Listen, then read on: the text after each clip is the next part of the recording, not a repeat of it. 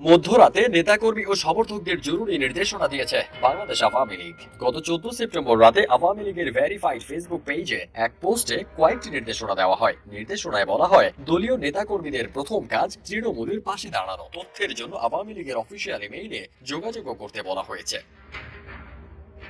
এতে আরো বলা হয়, সামাজিক যোগাযোগ মাধ্যমে কোনো প্রকার উস্কানি বা প্ররোচনার ফাঁদে পা দেবেন না। সারা দেশে জুলাই মাসের শেষ থেকে আগস্টের শুরু থেকেই আওয়ামী লীগ ও সহযোগী সংগঠনের নেতাকর্মীদের উপর যত হামলা হয়েছে, ভাঙচুর, লুটপাট ও হত্যাকাণ্ড হয়েছে, সেইগুলোর ছবি এবং ভিডিও টুইটার, ফেসবুক, ইউটিউবে প্রচার করুন। দেশবাসীকে জানাতে হবে কি নির্যাতন হয়েছে গত 1.5 মাসে আওয়ামী লীগের উপর।